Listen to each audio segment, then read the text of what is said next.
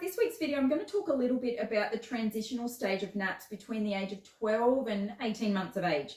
I get loads of DMs, mainly particularly from my own clients actually, who are experiencing this really tricky stage when it comes to nap transitions.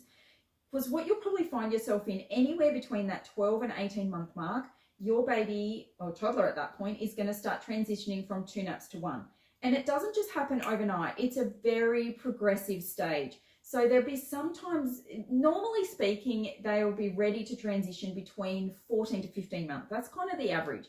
But like I said, I'm using this as a bit of a scope because it can happen as early as 12 months and it can take as long as 18, 19 plus months, depending on, obviously, every child and situation is totally different.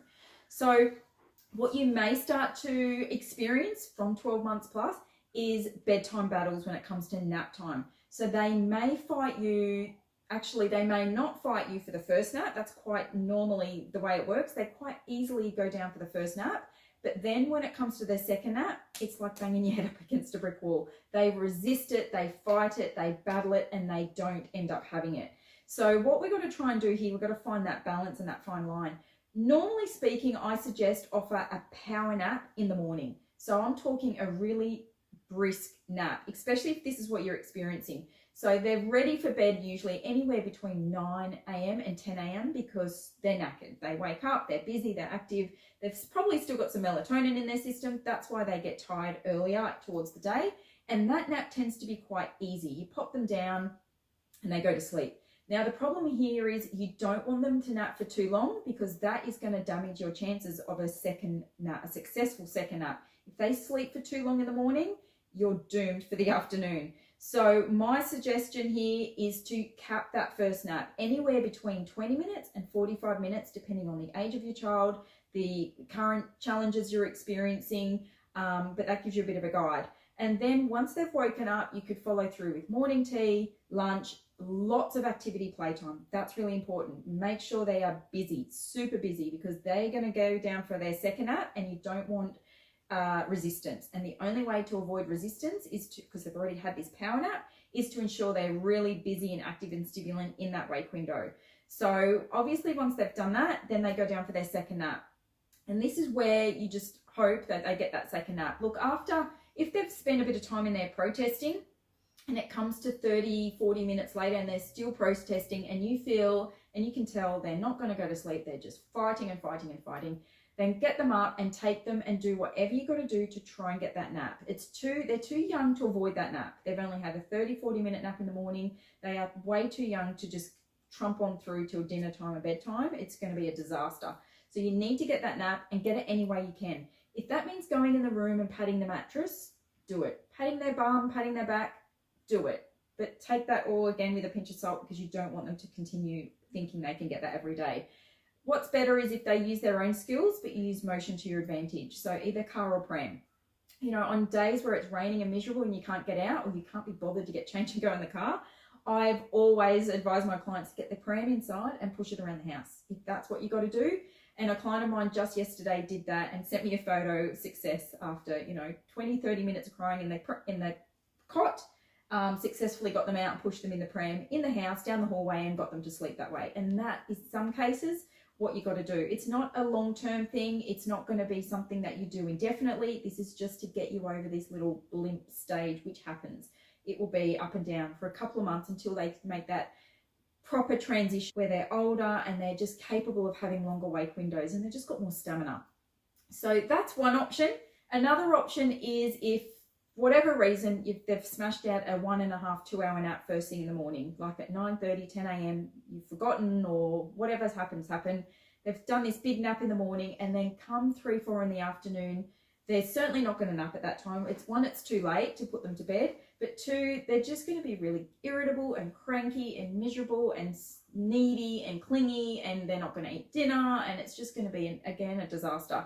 So this is where we kind of flip it and you do what I suggested in the morning in the afternoon.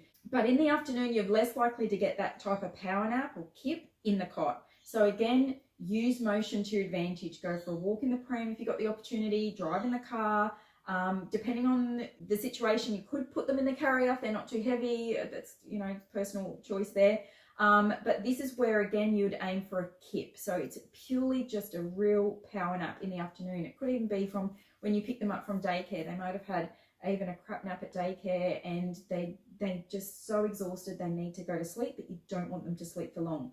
So either on the way home, you allow them to have this power nap. And this power nap is anywhere between 10 minutes and 20 minutes maximum. We don't want them sleeping any longer than 20 minutes at 3, 4 o'clock in the afternoon.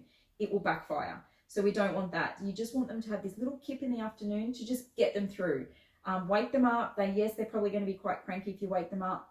But then from there, you can kind of fast track through, do dinner, do an early dinner, anywhere between 4:30 and 5 o'clock would be suitable. Then follow that through with a bath or shower, and then you could do a reasonably early bedtime depending on how they're coping. So anywhere between 5 and 6:30 would be a suitable bedtime depending on how your day's naps have been. So as a snapshot, if you've only managed to get one crap nap in there, 5 p.m. bedtime is what I would recommend. And with an early dinner, purely because the closer you leave dinner to bedtime, the less likely they are to eat it, because they're just going to be exhausted and they're just not going to cope. So if you can get dinner in them around 4, I know it's early, but at least that part's done. Then you can bath them or shower them, and then you can do milk or smoothie or even toast or yogurt or a banana later, if you can and if they're interested. Then bed. But on a day where you've had 2 naps in there or great naps, then bedtime's likely to be more like a normal time, anywhere between 6 and 7, depending on, again, age, wake windows, naps, all that kind of stuff. So look, I hope that helps. I hope it gives you a bit of an overview of what to do in this transitional stage, because it can be really, really tricky. And you don't want to just trump through every day after day with just thinking, oh, I'll just do one nap, because that's, again, what I hear a lot of.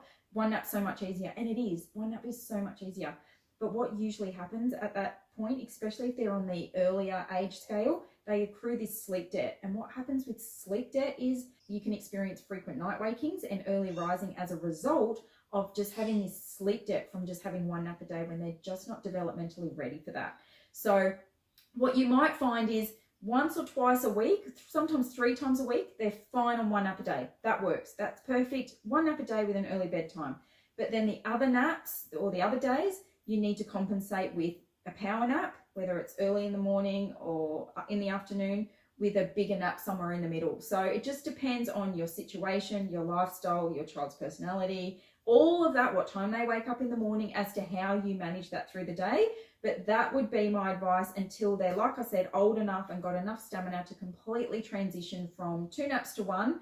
And, and then usually they're on 1 nap a day till preschool age, if you can get to that point. So again, I hope that information helps. For more information though on this topic in particular, obviously inside the app in the resources, I touch on this a lot more. There's sleep guides in there, give you an overview of what your day can look like, whether you're on 1 nap or 2. I have 2 different sleep guides to reflect on that. And then, of course, if you've got questions, I've got the Baby Sleep Magic community that you can go and ask questions in there too. So thanks again for listening, and I hope that helps.